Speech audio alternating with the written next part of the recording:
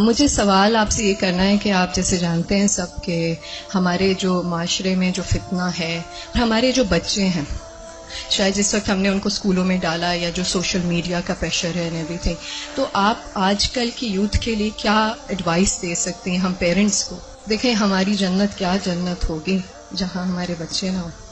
بہت مشکل ہے کیونکہ آپ دیکھ رہے ہیں ہر طرف سے media is playing such an important and such a difficult role کہ ہم پیرنٹس کے لیے اس چیز کو سنبھالنا بہت مشکل ہو گیا اینڈ آل آف دیٹ. اور میں ایک واٹس ایپ پہ میسج مجھے ملا کہ what will happen to my children when I die, but سوچنے والی بات یہ ہے کہ what will happen to my children when they ڈائی.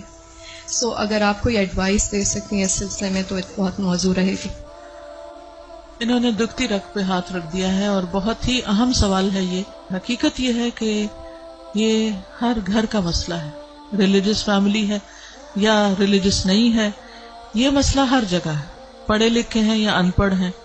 آئندہ جنریشنز بہت بڑے فتنے میں ہیں، فتنہ ہر ہاتھ میں ہے اور وہ بڑھتا ہی چلا جا رہا ہے اور پوری دنیا ان کے سامنے ایکسپوز ہو چکی ہے. یعنی آپ کس کس چیز سے ان کو بچا سکتے ہیں، کس کس چیز سے روک سکتے ہیں؟ صرف ایک ہی حل ہے اور وہ روک اندر ہو، اور وہی تقویٰ والی بات ہے کہ جب تک ان کے اندر خود اللہ کا ڈر نہیں آتا، آخرت کی فکر نہیں آتی، اس وقت تک کوئی باہر کی چیز اب ڈھکی چھپی رہ ہی نہیں گئی. آپ سو رہے ہیں، آپ کو نہیں پتا آپ کے بچے اپنی رضائی کے اندر کیا دیکھ رہے ہیں، کیا کر رہے ہیں، کیا سن رہے ہیں، کہ کانوں کے اندر کچھ لگا ہوا ہے، کچھ دیکھ رہے ہیں. اور پہلے تو کہیں کسی خالی جگہ پہ جا کے چھپنے کی ضرورت تھی، تو اب تو گھر کے اندر بھی ہر جگہ چھپنے کی جگہ ہے، کیونکہ جس اسکرین پر وہ سب کچھ دیکھ رہے ہیں وہ ان کے ہاتھوں کے اندر آ چکی.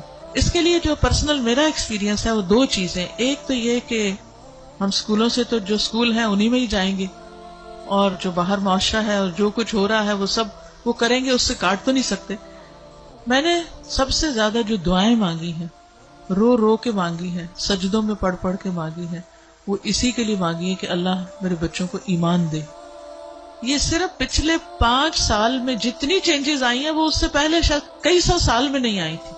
اور پھر دوسرا کیا کیا، یعنی اللہ تعالیٰ سے خود ہی مانگا. دوسرا یہ کہ ہر تھوڑے عرصے کے بعد عمرہ، اللہ کے گھر چلو، کیونکہ اللہ کے گھر کا جو جلال ہے، اور اللہ تعالیٰ اگر انسان کو کہیں سب سے زیادہ محسوس ہو سکتے ہیں تو وہ بہت جگہ ہے. یعنی ہمارے ملک میں، ہمارے گھروں میں، ہمارے ماحول میں وہ فیلنگ نہیں آتی جو وہاں جا کر آتی. تو الحمدللہ ان عمروں نے، اللہ کے گھر کی زیارت نے دل کے اندر تھوڑی سی جگہ بنائی اللہ کو پہچاننے کی. کیونکہ جب تک اللہ کو بچے پہچانتے نہیں، اس کی عظمت کو محسوس نہیں کرتے، وہ اللہ سے ڈر نہیں سکتے، تو وہ تقویٰ نہیں آتا دل میں.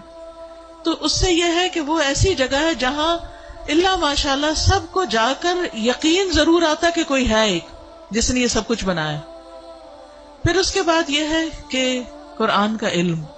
میں نے سب سے زیادہ تکلیف دہ مرحلہ گزارا کہ جب میں نے اپنے بیٹے کو قرآن پڑھایا، تو پھر میں نے یہ ٹھان لی کہ کچھ بھی ہو مجھے اس کو پڑھانا ہے.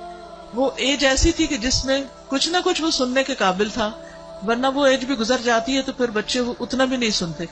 اور میں نے اپنی ساری مصروفیات کو سیکنڈری کر کے، حالانکہ میں انتہا درجے کی مصروف، گھر کی بھی ذمہ داریاں، باہر کی بھی، لیکن میں نے اس کو اپنی پرائرٹی نمبر 1 سمجھا کہ یہی بات جنہوں نے کی ہے کہ جب وہ مر جائیں گے تو پھر ان کا کیا بنے گا. یعنی ہمارے مرنے کے بعد تو جو ہوگا سو ہوگا، ان کے مرنے کے بعد ان کی قبروں کا کیا حال ہوگا اور ان کے آخرت کا کیا ہوگا.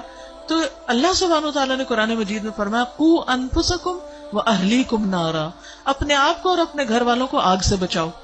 ایمان والوں کو خطاب ہے کہ اے ایمان والوں اپنے بچوں کو آگ سے بچاؤ.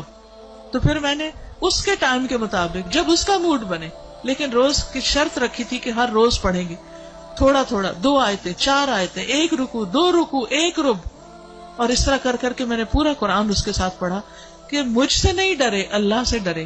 میری خاطر نماز نہیں پڑھے، اللہ کی خاطر پڑھے. میری وجہ سے کچھ مت چھپائے جو دیکھ رہا ہے، اللہ سے ڈر کے چھپائے.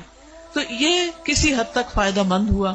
یہی ماؤں سے کہوں گی کہ ساری مصروفیات اپنی جگہ ہیں، لیکن بچے آپ کی پرائرٹی نمبر 1 ہونے چاہیے. ان کے لیے کھپ جائیں دعائیں مانگ مانگ کے بھی، اور اس کے ساتھ ساتھ ایک دفعہ کم از کم قرآن سے ضرور گزر جائیں. کیونکہ جب وہ قرآن سے گزر جائیں گے پھر ایٹ لیسٹ آپ کی رسپانسبلٹی نہیں رہے گی. اللہ ان کی سب خیر کرے، لیکن اگر خدا نہ خواستہ ان کے اندر کوئی بگاڑ آتا تو آپ کی پکڑ نہیں ہوگی. لیکن اگر آپ نے کوشش نہیں کی، محنت نہیں کی، تو آپ کی بھی ساتھ پکڑ ہے. صرف آپ کی نمازیں پھر کام نہیں آئیں گی. تو اس لیے ہم میں سے ہر ماں کو سنجیدہ ہونے کی ضرورت ہے.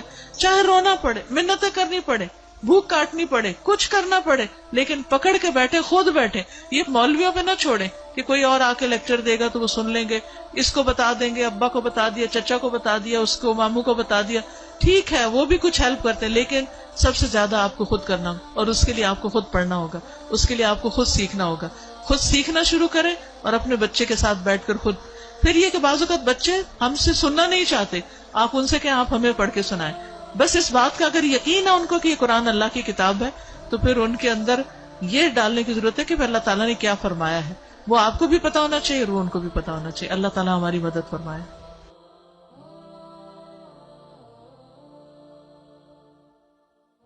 ربنا هب لنا من ازواجنا وذرياتنا قرة اعين واجعلنا للمتقين اماما.